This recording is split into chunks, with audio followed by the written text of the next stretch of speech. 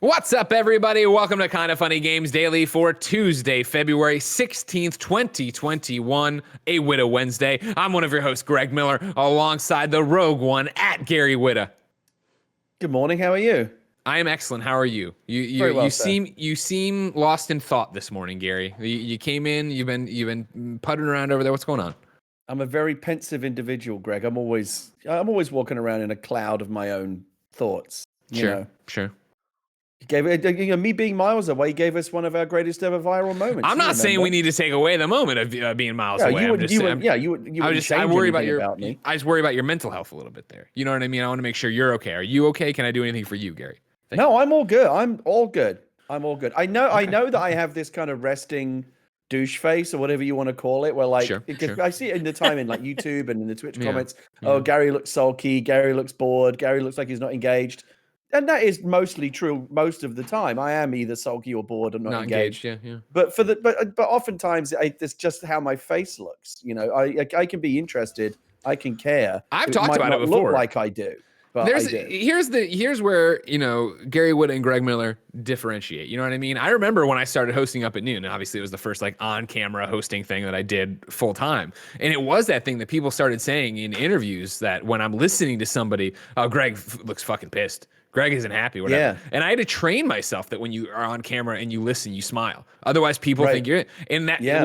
But there's the differentiate, right? I decided to be a good trained monkey. You, Gary Whitta, said, no, I'm a man. And I refuse to bow and kowtow to these YouTube comments. I refuse to do it. What I liked about doing animal talking is that no one could see my real face. I was a little. You could be naked. Nobody knew. Yeah, my Animal Crossing character was always smiling, even when I wasn't. Yeah, my actual face is not as good, but it's what you get. What you no, pay for, your Greg. face is great, Gary. You're a very good-looking man. I like you quite a bit. Don't do that. All right.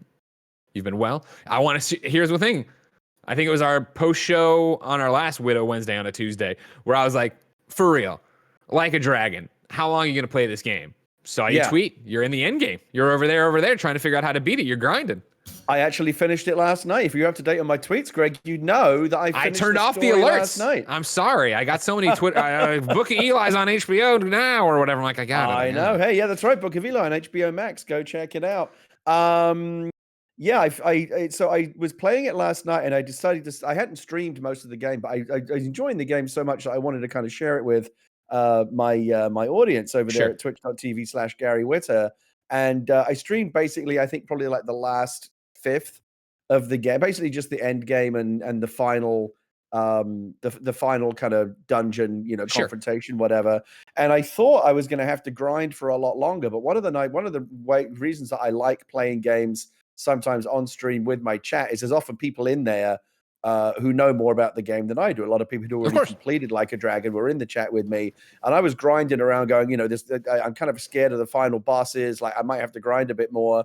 But I showed the chat like my stats, and they were like, "Oh no, you if anything, you're over leveled. You can go right now." I was planning just to grind, but my chat talked me into doing the final battle last night, and I did it. And they were right. I was overpowered for it. I won the game fairly easily. And had a fantastic time with it. I'm still going to do. There's still like hours and hours of post game stuff to do, which I'm going to enjoy doing. I'll just take one last opportunity to say to whoever's listening, if you've not played Yakuza Like a Dragon, go get it. It's on Xbox Series X right now. The PlayStation 5 enhanced version, I believe, is coming next month. One of the, no exaggeration to say, and I feel very strongly about this, one of the best games I've ever played. Ichiban Kasuga, one of the greatest video game protagonists of all time. Just a wonderful game, and I can't wait to go back and play the other Yakuza games now. I'm a Yakuza convert. I am blown away, and I'm excited for you, Gary, and that's great. I'm also excited to get your take on the Nintendo Direct, Rainbow Six Quarantine Confusion, and the new Xbox headset, because this is Kinda Funny Games Daily. Each and every weekday on a variety of platforms, we run you through the nerdy video game news you need to know about. If you like that, be part of the show at patreon.com/kindafunnygames, where you can give us your questions, your comments, your concerns, and so much more under that daily video game sun. Then you can turn up live. You can watch us record it live live, twitch.tv/kindoffunnygames. If you're watching live on twitch.tv/kindoffunnygames, you have a special job. Go to kindoffunny.com/you're-wrong and tell us what we screw up as we screw it up, so we can set the record straight for everybody watching later on youtube.com/kindoffunnygames, roosterteeth.com, and listening on podcast services around the globe each and every weekday. Housekeeping for you. Over the weekend on Sunday, we posted the reaction, me and Tim Gettys watching live of the Snyder Cut for Justice League. You can go catch it, youtube.com/kindoffunny. See what we think of Darkseid, Granny Goodness, and all the rest. We live in a society.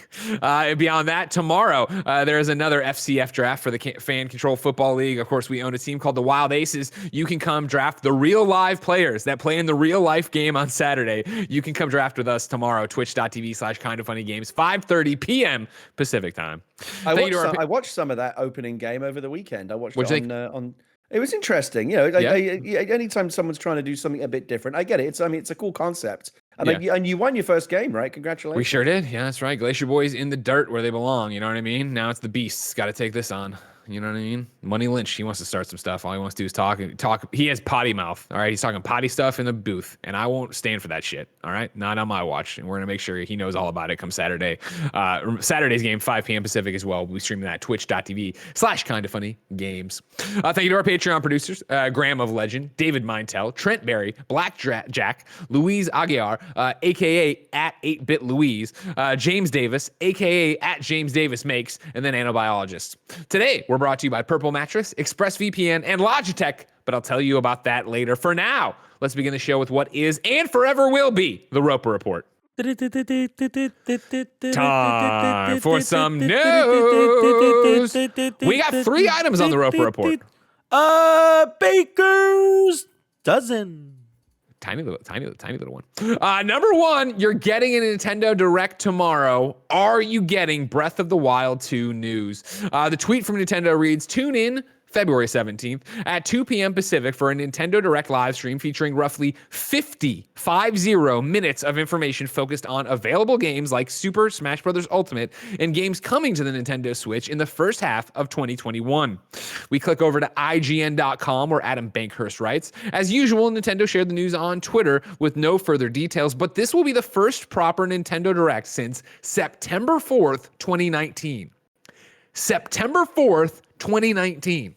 I read that stat this morning. I was like, man, is that really true? I guess they've all been like mini directs and indie they've all been right? Smash stuff and mini directs and partner showcases and Nindies. They don't call them Nindies anymore. So this Tim, is, you said Tim, what do they call items. them now? They don't call them Nindies. What do they call them now?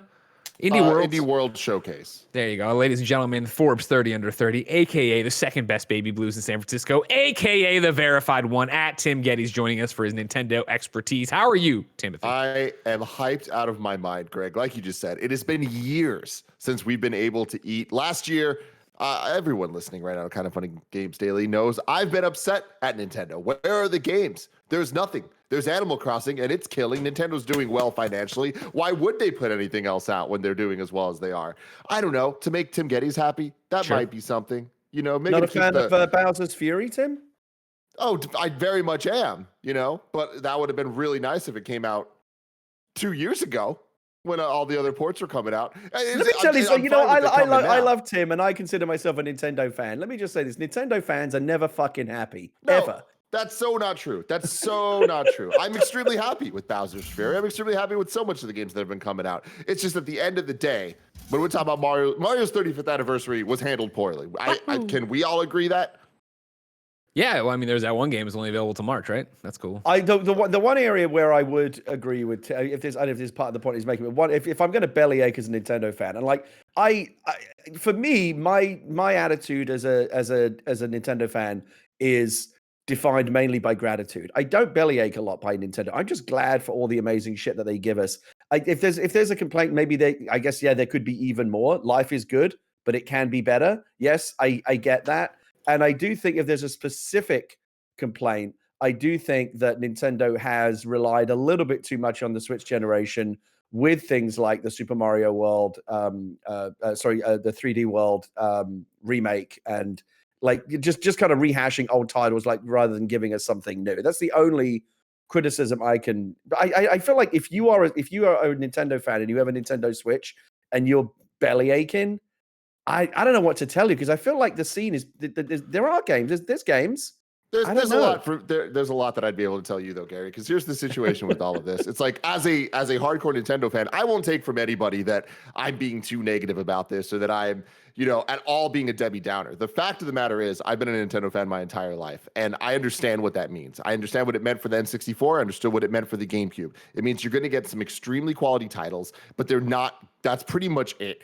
There's not going to be a lot month to month. It is going to be a couple events every year, and that's all that you're going to get. So I have an understanding of that, right? And I know I also have the PlayStation, I have the Xbox. I know that I can play games in other places, but I love Nintendo games, and I love that everything that they've given us. When the Wii came out, that changed everything even more, where there was all of a sudden a huge quantity of titles, but the quality started getting a little even more slimmer and focused in a different way and to a different audience.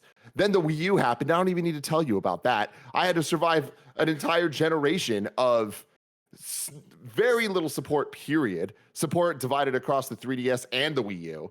And then now the Switch comes out and it's the best thing ever. Nintendo had some of the greatest years of video game history, and I'm living it so well. And then all of a sudden it's okay, here's all the ports of games I've already on the Wii U. A lot of other people haven't, but I have, and I haven't complained once about that. I think it's fantastic. All of the Wii U games should be on the Switch. 3D's World should have been on the Switch a long time ago. It's just that good of a game. People should have been playing it a long damn time ago. It's fantastic. But then we got to 2019. 2019 ends. A year filled with Fire Emblem and Luigi's Mansion 3 and just countless games, Pokemon, Sword and Shield, all that. Then we get to 2020, and all we knew going in was Animal Crossing's coming. Then Animal Crossing came and it was what it was. Amazing. Since then, not only have there been very few games released, period, we have no idea of what's even coming in the future. That's why this is extremely exciting tomorrow. 50 minutes. That is one of the longest directs we've ever gotten. That is longer than most Nintendo E3 directs that they've done. So there's a lot of potential here. I love that they're saying they're focusing on 2021 things. That doesn't mean it'll be or early 2021 things. That doesn't mean exclusively. They just said they're focusing there, and they drop Smash Brothers. Greg, what's up? Let's drop back in to IGN.com, where Adam continues. The timing of this Nintendo Direct is also important to note, as it arrives a few days before The Legend of Zelda's 35th anniversary on Sunday, February 21. Many are hoping for a similar celebration of Nintendo as Nintendo did for Super Mario Bros. 35th anniversary in 2020. While there are still The Legend of Zelda games that have yet to be ported to Switch, including Wind Waker, Twilight Princess, and Ocarina of Time, many will undoubtedly be hoping for more news to the sequel, The Legend of Zelda Breath of the Wild. The last time we heard any substantial update about The Legend of Zelda Breath of the Wild 2 was in September 2020, when Aonuma, the producer of The Legend of Zelda series, told fans that they'd have to, quote, wait a bit longer for news on the sequel to IGN's Game of the Year in 2017. Nintendo did specifically mention that we'd be getting news about Super Smash Bros. Ultimate, which will have many assuming it will be about the next fighter arriving in the game following Final Fantasy VII's Sephiroth. Tim, here's where Gary and I want to let you keep going. You're having a great time out there. What are we getting tomorrow? What are you expecting? Are we getting Breath of the Wild 2 tomorrow? I mean, I think that like the lofty things like a Metroid Prime 4 or Breath of the Wild 2 are not to be expected, but I wouldn't be absolutely surprised if we saw Breath of the Wild 2. Metroid Prime, I think the least we'd see is a Metroid Prime trilogy announcement, which is one of those things I can say every single time, and eventually it's going to be true. Eventually it's going to happen, yeah. Yeah, but I don't know. I think that the Zelda 35th anniversary is not a coincidence that is happening this week. I think that we're going to get some announcements of, guess what, more Wii U ports that are ports of other games, being Twilight Princess and Wind Waker. There'll probably be some sort of Ocarina thing in there too. Maybe a port of the 3DS version. I don't know. The rumored Skyward Sword stuff. I can see all that. I doubt it's going to be a collection. I think they'll all be separate releases. Nintendo likes to make money, and of course they can do that with this. But I wouldn't be shocked if they were like, and also like a little tease of Breath of the Wild 2, even if it's just info will be revealed later this year or some type of teaser trailer or something. Sure. Wouldn't be surprised. It's just a nice little end cap. Another anniversary coming up is Pokemon. Their 25th anniversary is next week. So I wouldn't be surprised if this direct has some type of tease for a Pokemon direct next week to like fully announce some new games there. Okay. But to make you happy, Greg, I do feel really good about a Mario Golf. God, don't do it. Aaron Bass 89 in the chat says I could go for a Mario Golf. If we get fucking Mario Golf tomorrow, if Mario Golf is this fucking year, let's go, baby. I will go crazy. Yeah, I think Mario Golf I think a Mario sports game is a pretty good bet, and I think Mario Golf is the most obvious answer. Knowing we're getting something for Smash, I think it obviously will be a character reveal. If I had to bet, I would say Ryu Hayabusa from Ninja Gaiden. Okay. Monster Hunter Rise, we'll hear about that update on where it's at, what's up with it. Gary, are you expecting tomorrow more details on the next Animal Crossing update, which of course teased Mario items? We saw the mushroom, we saw the star, I think it was, at the end of the last trailer when they introduced the carnival stuff, which is now happened in Animal Crossing. Yeah, maybe. I mean, they did say in the direct that they would be focusing on updates to existing games like Smash Bros. And Animal Crossing obviously would fit that criteria as well. Nintendo's done a pretty good job with these monthly updates. They do these little mini Animal Crossing updates every month that tell you what's going to be coming up. I hate to disagree with Tim on this because I feel like, as Nintendo fans, Tim and I agree on many more things than we disagree on. But I don't quite get where he's coming from in terms of feeling like Nintendo fans are like starving for games right now. Yes, Animal Crossing was the game of 2020. And like you have to remember, like I don't think Tim's an Animal Crossing fan, so maybe he doesn't appreciate like just how much it did for people during the year of the pandemic. That game saved people's fucking sanity during the pandemic. It's such an important game. It's a massive, massive success for Nintendo. My entire family still loves it. It's still hugely, hugely popular. That game is a fucking miracle. It was a blessing. It came at just the right time. And to put that game out in 2020 and then have people complain about, well, that's all you did. It's like kind of like saying, well, in 2020 I cured cancer, and people say, yeah, but what have you done since then? It's like, come on, Animal Crossing was an amazing fucking. Animal Crossing was an amazing fucking game. And you didn't even mention, Tim, they did put out Paper Mario Origami King, which is a banger.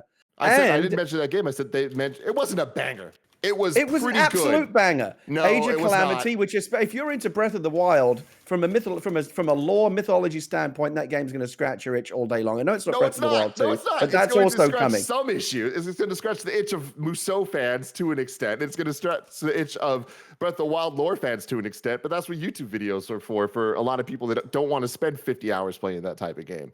I'm not trying to deny the quality of the games they came out with, but compare that to any other year of the Nintendo Switch. Okay, I think that's fine. I think from a overall macro perspective, here's why I feel like Nintendo gamers are in a better situation with the Switch than they have been with really any generation, probably since the Super Nintendo. Is the Switch the issue with like, oh, well, Nintendo doesn't put out that many games is nothing new. That's always been the case. Every single Nintendo hardware generation has been defined by this idea of, well, you kind of get it because for the 5 or 6 banger Nintendo first party games, the Marios and the Zeldas and maybe the Metroids that the Smash Bros they're going to put out every year. But that's really all you get it for, is because the third parties don't support it. But now the Switch is so phenomenally successful that third parties do support it in a real way. You're getting massive third-party games like Witcher and Control, which actually run really well on the Switch. So the Switch is now much more of a go on the eShop. My goodness, there's just so much stuff. It's not all AAA stuff, but that's true on any console. I just kind of feel like and maybe it's right to do so because they are, I think, an amazing company. Maybe we do hold Nintendo to a higher standard. And I think this happens every Nintendo Direct. We get so excited about, oh my God, we build these wish lists in our head. There's going to be another Metroid. There's going to be another Golf or Strikers. And then when we don't get everything that we wanted, we complain because we feel like Nintendo's let us down. But like, they're not promising anything. We're building up all this expectation in our own heads. I do think there's a good chance of like a big megaton type announcement tomorrow. My personal wish list is, I love the idea of golf, but what I really want is Super Mario Strikers. Me too. Fuck off, golf. Give me my golf game. Agree more than anything, Gary. Maybe we can have both. Maybe we can have both. Well, that was what I raised my hand about. Is maybe you're both right. You know what I mean? Like it's you're trying to satisfy a wide swatch of audience. And I think, if we want to step back objectively, I guess would be the thing, right, Tim, and be like, okay, cool, with number of games and quality of games that came out or whatever, that's where you'd have this argument. But Animal Crossing, if you connected with Animal Crossing, as so many people did, I think, was this fucking juggernaut for last year. But if you don't give a shit about... That's the thing. It's like I started my whole argument with that. Like, that is a no-brainer. Of course, Animal Crossing is what it is. It's like when you look at everything else, though, from the year of releases from Nintendo, it's just like And not even just year releases, year of announcements. Part of the issue, and I think it's interesting, is that we as gamers are kind of a victim of Nintendo's own success. Like, it's been a really, really long time since we've had a new Mario Kart, right? We haven't had a new true Mario Kart in the Switch generation. We got the upgrade, the deluxe one, but like the Switch is a pretty mature platform. It's been around for 4 years now. We don't have a new Mario Kart yet. Part of the reason why I think we don't have one is because the last one is never been out of the top 10. Like it's still like it's still selling so many new ones. Why make of the old ones? Why make a new one? So it's the games just are so phenomenally popular. Nintendo put out, I don't know if you saw it, one of the ads that Nintendo put out over Christmas.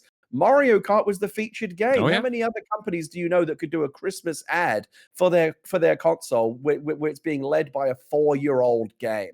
It's a phenomenon, and I think partly for that reason, we don't see Nintendo iterate on these franchises as often as we would like, because they remain popular for so long.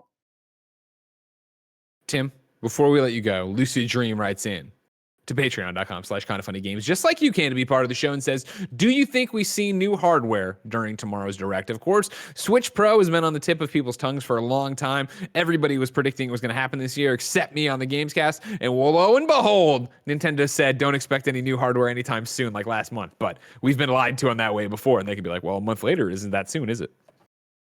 I want to be extremely clear. I have absolutely no expectations for tomorrow. Nintendo has proven to me one thing in the last couple of years, and that I can't predict anything that they're going to do, good or bad. So it's like, this Direct's happening. It's 50 minutes. It could literally be 45 minutes of way too in-depth Super Smash Brothers stuff, and then 5 minutes of, oh yeah, this is Zelda anniversary, happy birthday, and then that's the end of it. I don't expect that. Can I ask you a question? Because I do bow to your superior Nintendo knowledge. I think you ultimately know more about this stuff than I do. So let me ask you this. I know that there's been this thing that's happened over the last year or so where people have complained about these little mini directs. Oh, they're not. Where's the big news? But that's because they have been these mini directs, like the main line, like the direct primes, whatever you want to call them, the big ones, like the one we're getting tomorrow. Has there ever been one of those that didn't have like a big, oh my God, announcement? Like, is there reason to believe historically that we'll get something big tomorrow? No, it's very unpredictable. I mean, when the Directs first started in the Wii U era, you expected that they were going to be bad. And then eventually there was a couple banger ones, and there was a transitional point around the Switch where every single one had some crazy announcement, like Smash Brothers Ultimate that we didn't see coming 2018, like all that type of stuff. Or Breath of the Wild 2 with the E3 one, like it kept going. And there was like always constant hype. And anytime they announced a Direct, or even if they didn't announce the Direct, there was hype leading into it, building into it all. A lot of Nintendo fans have just kind of given up on Nintendo doing Directs. I am most surprised and happy that this is actually a proper Direct we're getting tomorrow, because whatever it is we see tomorrow is hopefully, to me, a reboot, refresh point, restart point for Nintendo to prove to me that they're not just going to sit on their old games forever and give us something new, give us something, some forms of fresh content, even if it is for old games. Give me new DLC for Mario Kart 8 if Mario Kart 8 is going to be your flagship. Yeah, that's a good point, Tim. It's been even some DLC, just refresh the existing game. Since it's still so popular, at least support that. Look at the support that Animal Crossing gets. Mario Kart doesn't get that kind of support. Yeah. It's a great point. Mario Kart didn't get a single DLC. Mario Kart 8 didn't get a single DLC pack at all on the Switch. That's insane. Yeah, that's a good point. Because what you got with the Deluxe was basically the DLC that the Wii U got, right? Yeah. Tim, let me ask you this. I know there's always this is the big thing, and we'll all be up at 6 o'clock in the morning or whatever tomorrow. Like 2 p.m. Gary, get out of bed earlier. 2 p.m. They've done some of these really, really early. And if it was 6 a.m., I would get up because I'm that person. I need to know, and I need to know now. But I do want to ask Tim again this. So I know, again, with the Directs, there's always this kind of incongruity between what we wish they're going to do. Like we talked about this earlier, like they disappoint us because we get like ahead of ourselves and we're so excited about what we think they're going to do, and then they don't do it. But I'm trying to figure out like if there's what we're wishing for and what is likely to happen. Like where do those two lines intersect? Tim, what do you think is like the best thing that could happen that is actually somewhat likely to happen and not just pie in the sky? I mean, my real answer to that is just some announcements for games coming this year, because we don't have that right now. And we didn't have it last year when we were leading into Animal Crossing. It was just Animal Crossing with a date. And then eventually there were like little things here and there. And I feel like when it comes to this year, the only games coming out for the Switch really that we know are coming at some point are Metroid Prime 4, Breath of the Wild 2, Bayonetta 3. And there's a trend of everything I'm talking about here, which is like, when are those coming? Anytime soon? That's not a guarantee at all. So I want to know, they're talking about 2021, early 2021, because right now we got Bowser's Fury coming out, or it just came out. We don't know what's happening after that. So I'm just hoping I think that we can expect to get some titles in the next couple months. What those will be, I don't know. It's so weird because like the Breath of the Wild 2 thing really illustrates you just never know how Nintendo's going to do this. We talked about how Nintendo waits really, really long times between like new iterations on franchises because the games just have such a long tail sales wise. You know, Mario Kart still a huge seller. I don't think it's ever really been out of the top 10. Breath of the Wild still a huge seller. Go look at like last week's top 10. Like it's still a top seller even after all these years. So that's another one where you think like, oh, Nintendo's just going to sit on that for a while. But Breath of the Wild 2 was announced like almost immediately afterwards. Like in terms of the Nintendo kind of geological timeline, where we're used to waiting such a long time between like mainline Mario and Nintendo releases, Breath of the Wild 2 came really, really fast. So you just never really know what to expect.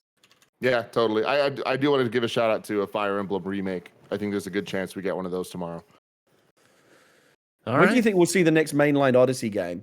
I mean, it might not be Odyssey, but like I want an Odyssey 2, for example, or like another like, you know, not just 3D World remake or Paper Mario. Like we want like the next big Mario. But I kind of feel like that's still years away. I mean, we haven't gotten a new 2D Mario in almost a decade.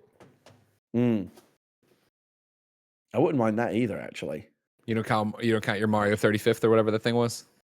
Your little battle royale Mario? No, again, those are the crumbs that they toss us. This is where I do agree with Tim. Those are the crumbs that they toss us. Because the thing is, I think Nintendo, they know that we will gobble up everything they give us. And so they don't need to that they toss us. They don't, we're just happy for like table scraps. And some of the stuff that they've been giving us, like the Pikmin remaster and Bowser's Fury, again, they're really good. But don't forget about your Pokemon Snap. Scraps. Pokemon Snap coming up. Listen, you are right, ask my 8-year-old daughter, who's the real market for that game, how excited she is about it. All right, Joey Noel. She's not complaining. She's thrilled. She is thrilled. Well, we don't have to wait long, ladies and gentlemen. Nintendo Direct, 50 minutes of content, including Super Smash Brothers and more, including the first half of 2021 happening tomorrow. That is Wednesday, the 17th, 2 p.m. Pacific time. Tim, I assume we are reacting to it here on twitch.tv/kindoffunnygames. We will be there to see what goes down, what happens, and then if Tim will blow his hype or not. What for you, Tim, what is the most hype thing that could happen tomorrow? I mean, my most hype ever is Crash and Smash, but I don't expect that. I'm not looking for that. I just want to see Nintendo announce some games that I'm interested in. That's it. That's all that I'm asking for. And that could be so many things. There's at least 20 games that they could announce that I'd be like, cool, thumbs up. Okay. Mario Golf. That's what's got to be. Strikers. No, Strikers had its chance. It's over. I don't know if you know this. In terms of world sporting events, soccer, not that popular. Golf, incredibly popular. That's just stats. That sounds right, yeah. You know what I mean? Anybody got a hole in a ball in a club and some different kinds of grass, you've already got your fucking Hot Shots golf over on PlayStation. Hey, dude, everybody's golf is great. Don't worry about it. I kicked the shit out of Andy and Blessing and Barrett the other week. It was fantastic last week. I don't know if Raj put in the update video. You know, Raj doesn't like me anymore. Doesn't put me in any of the recap videos that are available on youtube.com/kindoffunnygames, but I digress. Tim, thank you so much for your time. Love you guys. Bye. See you, Tim. Andy in the chat says, no, you fucking didn't, in all caps. Yeah, I didn't. I put up a screen cap. Remember where I was number 1 and you lost to me. So that's all that matters. Doesn't matter if you win by an inch or a mile. Winning is winning, Andy. Surprised you didn't know that. Happy birthday, by the way. Number 2 on the Roper Report. Rainbow Six Paradise isn't Rainbow Six Quarantine. This is Iain Harris over at PCGamesN. Kevin, I gave you a little thing to show here, if possible. It's an image. It turns out that Rainbow Six Quarantine's new name isn't Parasite after all. Ubisoft explains that while the name is being used for internal playtesting, it's merely a placeholder, and an official name will be revealed soon. Tongues were sent wagging the other day when a number of key art images with the Rainbow Six Parasite logo were dug up on the PlayStation Network. Thanks, MP First. The main image that has been circulating shows a previously confirmed character called Ella stuck in some black goop against a vibrant yellow background with the name Rainbow Six Parasite on display. We reached out to Ubisoft and got the following statement. While we recently shared that we will be changing the name of Rainbow Six Quarantine, Parasite is only a placeholder that our internal teams use. Recently, we ran an internal test for the game and some of its details became public. We can confirm this is a glimpse of the upcoming game, and we will share more details, including the official name, soon, end quote. Of course, Gary, Ubisoft and Rainbow Six Quarantine put into an unenviable situation as they announced the game Rainbow Six Quarantine, and then the world was forced into quarantine from coming up on a year as we deal with COVID. Yeah, that does happen. There was a company called ISIS. They had to change their name, poor bastards. Sometimes these things they happen. Yeah, 100%. It's not your fault. You just got to roll with it. Yeah, Andy used to have his little nickname used to be I'm really good at everybody's golf, but then after I beat him in it, he had to change it to Nitro Rifle, and it's pretty embarrassing and sad. Happy birthday.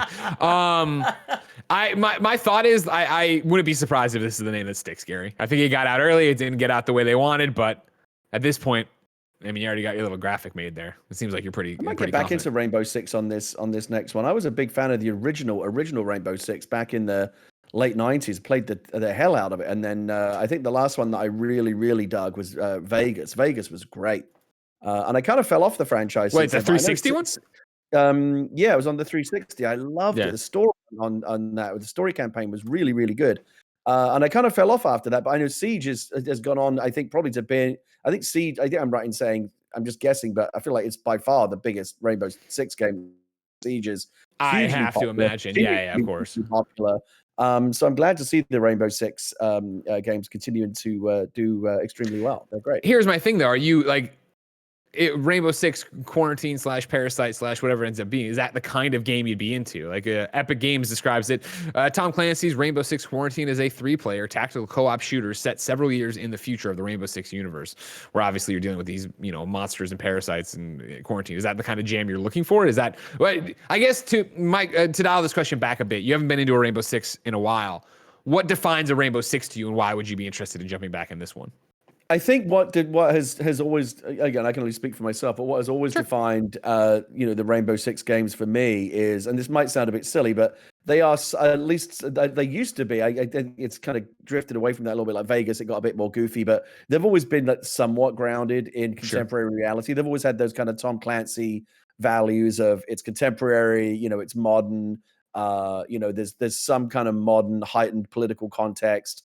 Emphasis on kind of weapons and technology and tactics and all the kind of stuff. I used to devour the Tom Clancy books. I used to love reading them. And for that reason, I really enjoyed the Rainbow Six games because I kind of got off on that, macho bullshit stuff. I do worry a little bit about what you just, the 3-player stuff sounds great. In terms of the context, the narrative context, I worry a little bit about them straying too far into the future, into some of that Infinite Warfare stuff. Remember when Call of Duty did that? It got a bit silly, and Advanced and Infinite went into space, and it got a bit goofy, and Activision had to kind of literally bring it back down to earth because players thought they had gone off the rails a little bit.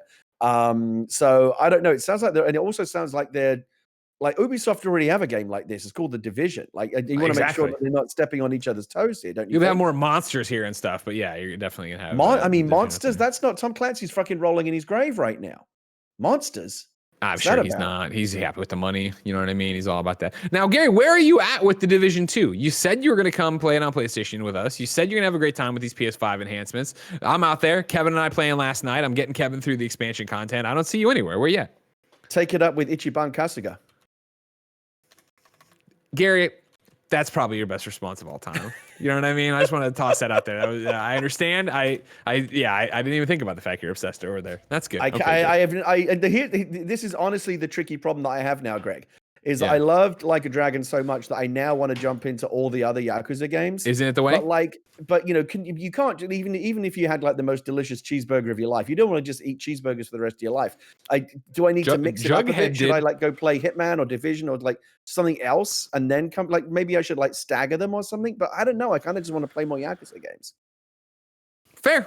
And I can't stop you. I appreciate that. Kevin, are you getting back in the Division night with me? What are we doing? Are you playing some Avengers? What are we doing? Didn't you say you were gonna play? Avengers. No, I'm playing Fame. No, actually, I guess I can't play Fortnite because Joey's watching The Bachelor. So let's do some Division tonight, buddy. Come on, let's keep working. Yeah, I guess I don't know why. I don't know. I don't see why not. There's nothing better. All right. What is going on with Avengers, Greg? I watched a few minutes of that War Table thing. I didn't really understand what's going on because I'm not keeping up with it. But like, I keep hearing dead game, but like, it seems like they're really determined to keep supporting it. What is going on?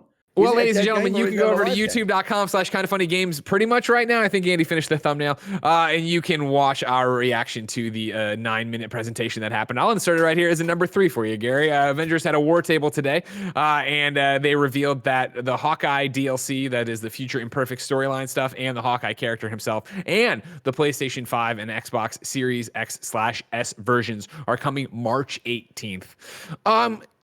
Gary, you've asked a big question, and me, Tamora Hussein from GameSpot, Simon Carty from IGN, and Fran from twitch.tv/FM3_ have a long discussion about what's going on with Avengers, a game that we love despite all of its flaws, and mainly the fact that there's just not in-game content. There's just nothing they keep dropping these story things. They dropped Kate Bishop in December. Now they're dropping Hawkeye in March. These, new storylines, new things going on, new characters in there. That's all well and good, but it doesn't have the hook to have you coming back every day right now. And that's the problem with the game. It's not a dead game, I don't think, in the way of an Anthem or definitely not an Anthem, but like even it's got its own unique set of problems. You want to sit here and compare it to Fallout. You want to compare it to Anthem. You want to compare it to whatever, a No Man's Sky. You're running into different problems and things for it. It's not a dead game. There is a great game in it, but it's surrounded by mediocrity. And so we were talking about it today on the stream of like, it's fun to get in there and do it. I want to play. I watched Thor last night. I want to go play Avengers tonight, but what's the point of grinding my character to max level when there's nothing for me to do at max level? Do you think it could be resuscitated? Because when these games get into the doldrums like this, it can be really hard to get them out. Yeah. What I've talked about before and my prediction on Gamescast this year was that I think by the end of the year, in December, Imran Khan will look at Avengers and go, pretty good game. It's a good game. I think that's what you're getting to. Now, is that enough to revive it? Is that enough for Square Enix to commit to 3 more years of it? Is it no, I can't. Those tea leaves are so hard to read. I don't think they're moving, I assume, as fast as they can. They're trying to do a bunch of different stuff, but today's presentation by no means was the one where you go, it's fixed. Everything you didn't like about Avengers is gone or whatever. Because it seems like the most thing people don't like about it is just there's not much to do in it, which I guess is a good problem in the sense of problems to have with you don't want any problems with your live service game, but I can go on. I don't know. There's nothing to do in this game. Doesn't sound like a good problem to me. I'm talking about in terms of problems you could have. It's not that, I'm falling through the world every time. All my saves are getting eaten. Oh my God, like this, it doesn't run. It's at 5 frames per second, like that kind of stuff. I don't know. I feel like fixing a save bug's easier to do than like coming up with shit to do in a game. Well, you can say that, but look at all the games that drag their fucking feet to fix their save bugs. Yeah, we'll see what's going to happen with Avengers. I do enjoy playing it. I wish I had a reason to play it. I wish I had more reasons to jump in there and play it every night. I wish there was something pushing me to do it. But you look at something like The Division that has all this content, all these things to do, all these different, when you turn in The Division and there's a new carrot at the end of the stick for you to chase.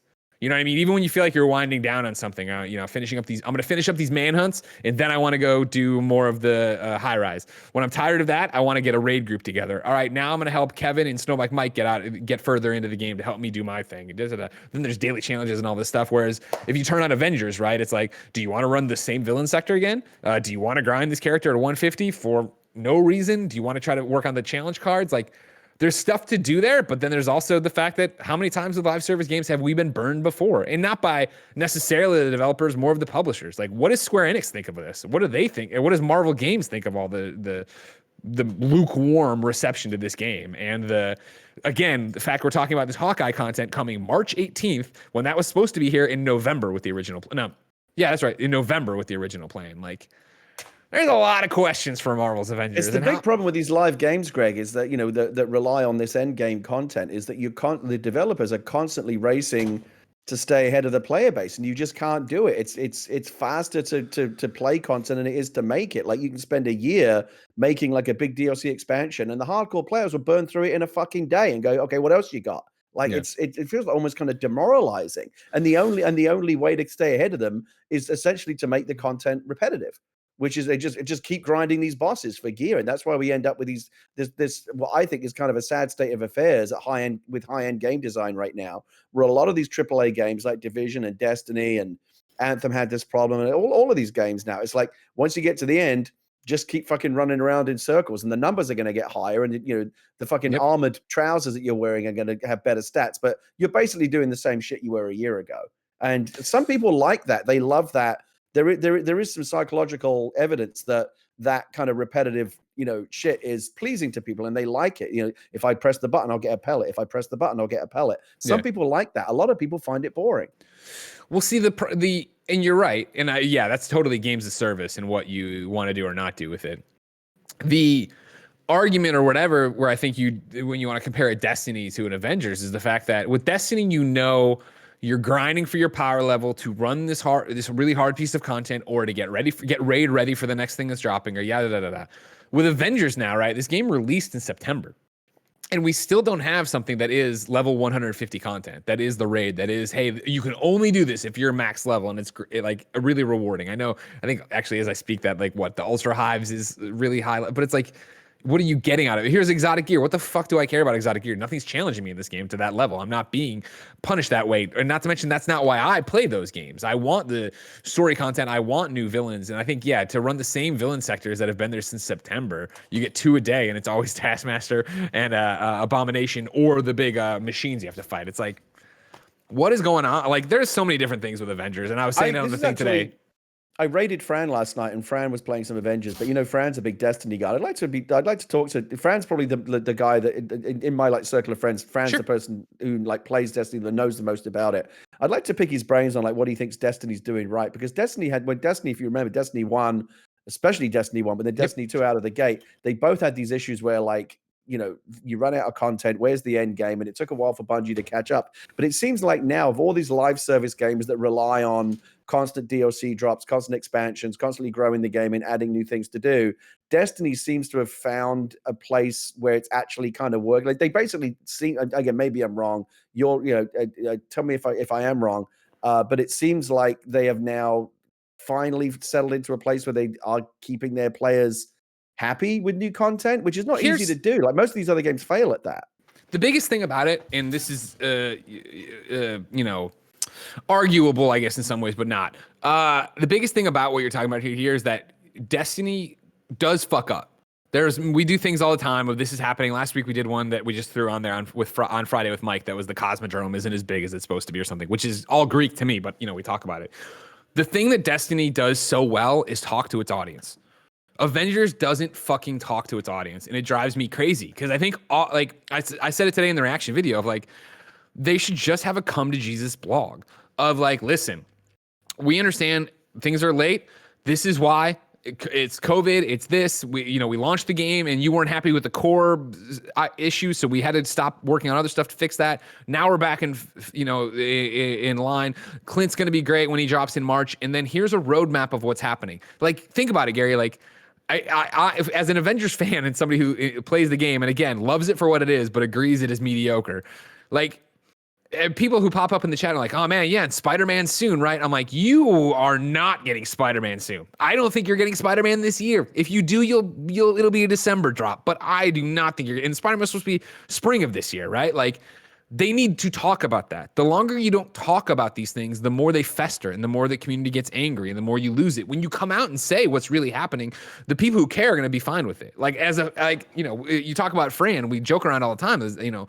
Fran got into the cloning labs which is the high level content that they promised literally months ago now. A production server went live for 10 minutes and Fran was able to get into the mission while he was streaming and play some of it. And then no word on what the fuck's going on with that. And occasionally the devs do streams. It gets compiled on Reddit. People say little things here and there. There's a community looking for it, but just put a post up. Have a person behind it whether it is Megan Marie, who's community manager over there, whether it is Scott Amos, who's, I forget his actual title, but he's lead on the project. Somebody needs to talk and say what the fuck's going on. Because clearly, if I'm playing in March content I was supposed to get in November, things have gone really awry. Okay, cool. Why? What's happening? And it's also the thing of to everybody, game is dead. I don't think Avengers is dead, but I will not be surprised if tomorrow, March 18th, they put this out and then a month later Square was we are no longer supporting Avengers. And that sucks. I'd love to hear somebody say that's not going to happen. I agree with you that developers often do need to communicate better, especially when they find themselves behind the curve in the way that Avengers seems to right now, where people are like, where's the content? Having that communication, and I guess these war tables are meant to be part of that, is part of the solution, but it's not the solution. It's like a band-aid, right? And I feel like this is almost like, now to me, is like it's almost kind of it's kind of a worrying sign when I see. I remember watching this like as Anthem on it, on its kind of slow and steady march to the grave. Whether or not it'll be resurrected, I guess, who knows? But for right now, what I remember, I used to watch like Young Yez videos, and there are YouTube bloggers out there that kind of track this stuff, these kind of games that are fucking up. And I remember like Anthem was one that did it. CG Product Red is doing it right now, and we've seen all kinds of companies do it. Fallout did a ton of it, where they do these very, very artfully crafted blog posts where they always sound kind of contrite and responsive, but they never actually apologize because they don't want to. They don't want to. They're trying to set the right tone, but like explaining very, very in very, very artful detail why you are not giving gamers the content they want is not the solution, right? Like what I mean, it's nice to have, but I don't want the blog posts. I just want the content. Yeah, I hear you, but here's the thing, is that you're talking about two different things. There's a group of people who are like, oh man, I'll play Avengers when there's a bunch more stuff. And then there's people who are watching the war tables and on the subreddit and yada yada. You talk to that hardcore base so they feel empowered to evangelize and spread the word and do whatever. And then everybody else who wants to wait for it to be the big, hey, you can, if they turn it around, you can see it, right? You can see the Kotaku article. You can see the Forbes article from Paul of like, if you're not paying attention, Avengers is good now. Like, look at all they've added 4 different villains. There's new sectors. They've got all these different heroes. It's all free unless you want, like, I can pre-write the article and you can go in and fill in the details. Not that I'm saying those people are like hacks or something, but because that is what happens with these games, that when they go off the grid and they're no longer like, remember how Avengers was talk of the town when it released, when they go subterranean and it is just the people who do want to grind on it, who do want to be on the subreddit, who do want to watch the war table. Like, people are, I'm always surprised, because obviously I joke around about it and I get a lot of shit from both people are kind of funny and then the random YouTube commenters. I'm always surprised when we do the live react stream, and even right now looking at the chat, the amount of people in it who are like, no, Avengers is fun. It's just, what the hell am I supposed to do? Or like, the little qualms. The gameplay of Avengers, I think, is fun and is enjoyable, and I like being the heroes. It's just that I want new things to do with them rather than grind the same old missions and the same old villain sectors and chase the same old polycoron. It's tough. It's tough because I don't know if, there's no way the Avengers game's making money right now. It's got to be bleeding money. Also very true. And the bean counters at Square Enix are ultimately going to make the decision on this game's future, and I think Marvel will probably have some kind of a say as well, because this reflects poorly on them. If a major, if an Avengers movie came out and it was shit, that would be a disaster for Marvel. And an Avengers game coming out and it not doing well is maybe not as bad, but it still ain't a great look. So dude, but I mean, still think about it. Like, I mean, think about how this was, in so many ways, a golden opportunity for this game. Last year, no Marvel movie. Everybody's at home. Everybody's playing games more than ever. You get it out in September, and it's not fully baked. You know what I mean? Like, the things aren't there. There were glitches. There were problems. You get over the little stuff of ping systems or whatever, and then you just can't get content to this game that's supposed to be a games as a service, right? And like, it is hard to deliver on that. But we can think back to the Division 2 that did launch and did have a roadmap and did hit it for the most part. I think there was a few things that slipped by maybe a couple weeks, but delivered on what they were doing. Like, Avengers had a whole lot of talk for what was going to happen after launch, and they did not deliver on it. And so we keep waiting to see if they can actually get it together. I wish I could be more optimistic about it. I just feel like I've seen this narrative. These kind of redemption narratives are rare. We all like to talk about No Man's Sky, and Anthem's trying for that right now, but it's rare. You can count on the fingers of one hand the time that's happened, compared to how many times have games just failed. Totally. Countless times. No. And so the chips are... Sorry, go ahead. So I was going to say, at some point, someone at Square is going to have to make that decision, because there's a lot of money being wasted here. If we put enough money into this, can we get it back to a place where people are writing this kind of stories? Hey, guess what? Anthem's good now, and the players do come back. Or are we just throwing good money after bad? At what point do you cut your losses and walk away from the blackjack table? If I was a betting man, I would not bet. I mean, just on everything that's happened, I would not bet on Avengers to ever be able to come back and do it. As a fan of Avengers, I hope it can. I'll be, I'm going to play Hawkeye as soon as they release it. I'm going to play it on PS5. If I have to replatinum it the hard way, I will. Like, there's two different things happening here. And what you point to, I think, is the biggest thing about it too, of like, it's not what does Crystal Dynamics think of this, it's what does Square think of this? What does your parent company think of this in this game that under-delivered and underperformed, and how much they want to toss at it? You look at Destiny 2, obviously it was under Activision, but they got out from underneath that, right? And they're able to look chart at their how own quickly course. Battlefront 2 killed all those microtransactions once Disney got involved and said, cut that shit out, right? Here's what And I want to give you. I want to give you one. I just want to make one final point about why I'm not optimistic about Avengers. And you know me, I try to be optimistic. I try to look at the bright side of things. I think it's harder to win players back than it is to win players in the first place. Once you feel burned, let's say I played Avengers and I go, oh man, that game was kind of, I didn't enjoy it. Like, it just wasn't what I wanted it to be. To come back to me and you go, oh, but no, it's good now. Do you want to come back and try something else? I'd rather try something new than like revisit something that I thought kind of sucked the first time around. So they've got a mountain to climb. I would love to see him get to that point, but it's going to be a tough road for them. You are 100% correct. I mean, they wasted a golden opportunity. I mean, like, remember, like, review scores were good for Avengers, like, right? A Game Informer gave it an 88. Like, people, and then then you get into the sevens here. I'm scrolling through the Metacritic looking for like IGN. I forget what IGN gave it. Easy Allies gave it a 70, which is fair. But it wasn't a game that was panned. It wasn't a game that was bad. It wasn't this. It was just a game that, hey, delivered on the biggest IP going and did not do it justice. Real quick, I want to get Borzen000 in here, who writes into patreon.com/ no, actually he wrote into you're wrong. Okay, a ton of Destiny 2 information. Outside of the expansions, is that they now release story content year-round versus once or twice a year. Content is now drip-fed over the course of a 90-day season, with 4 a year, being pinnacled by an expansion kicking off the new year. The streamer/hardcore run out of content in a few hours a week and hate that. They want more content, and that is creating an echo chamber of negative feedback. Parentheses, hence why they are not adding to the because people wanted more content. The people on my clan, however, a casual hardcore, averages about 15 hours a week, are relatively happy with this new content schedule mostly. And then he says, source that I run the kind of funny Destiny 2 PC clan. So there you go. Gary, your final news story of the day. Oh, sorry. Go ahead. No, I was just gonna say whatever. It's a hard comparison to make because Destiny's a very established brand with a major, very well-funded, massive development team and a very talented development team behind it. I feel like the Bungie people probably understand at this point this open world genre where like I said, you're constantly racing to kind of stay ahead of the player base and keep delivering endgame content and keeping it fresh, but without it getting repetitive. This is a really, really, really, really hard area of game design. It's become really, really popular, but there's also an extremely high failure rate. Destiny, the Bungie team are probably closer to understanding how to make that particular style of gameplay work than anyone else. And so I think other developers are probably looking to them. But like Destiny's really the only one that I can think of that is in any, like you could call it like an unqualified success. Like for every Destiny, there is an Anthem or an Avengers, or you could argue the Division has struggled. It's really hard to make these kind of games, high risk, high reward. And right now we're seeing a lot more risk than reward in this particular space, I think.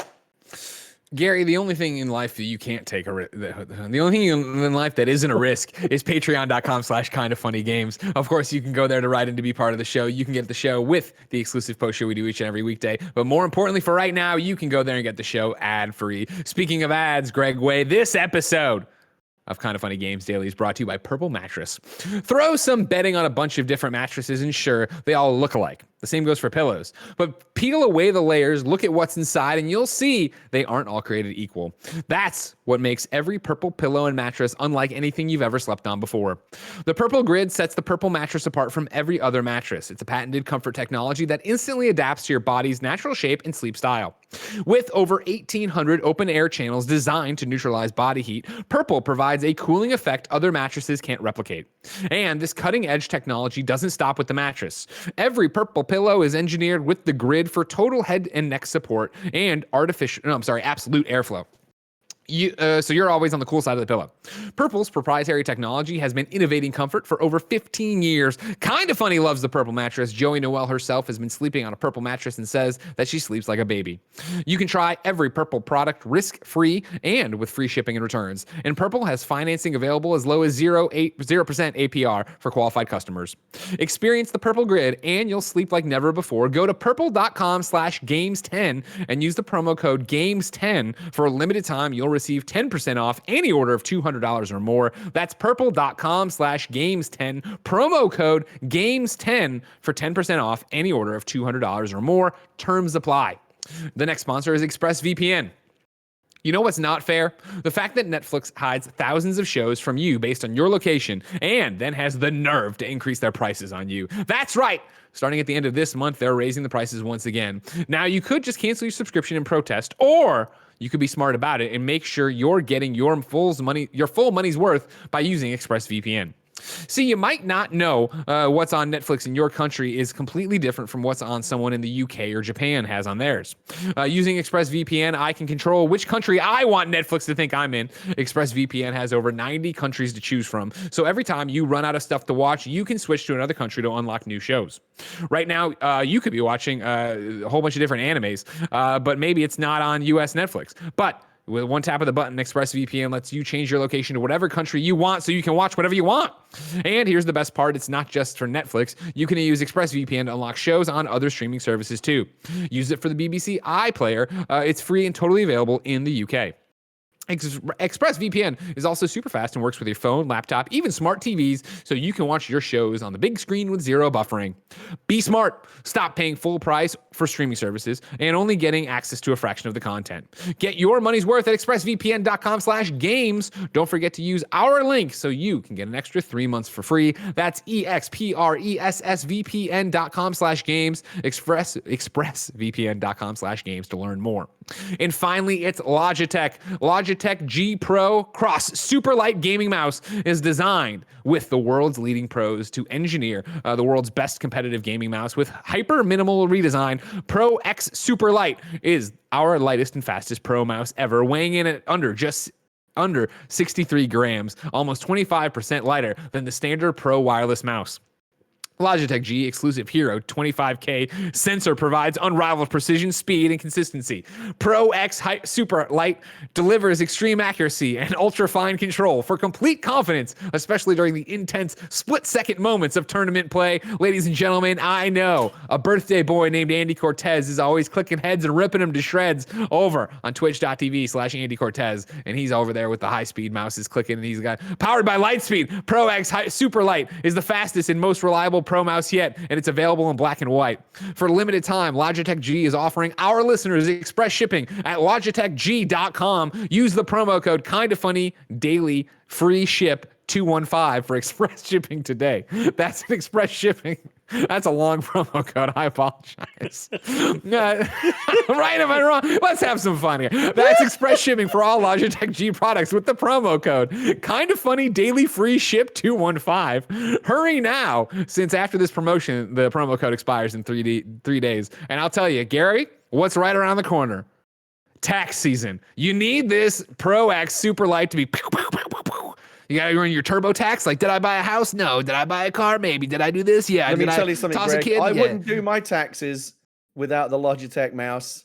How light Whitta is that? I heard it's approved. under 63 grams. Whitta approved. Well, with the easy to remember promo code, Kind of Funny Daily Ship.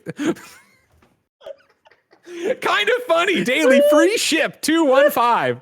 There you go. Do you know how many fucking APMs you can get in TurboTax with a Lightspeed mouse? I don't know what an APM is, and I don't want to know. Let's get the taste of the PC out of our mouths, ladies and gentlemen, and talk about the new Xbox wireless headset. Kevin, can you play it real quick? I gave you a little video over there.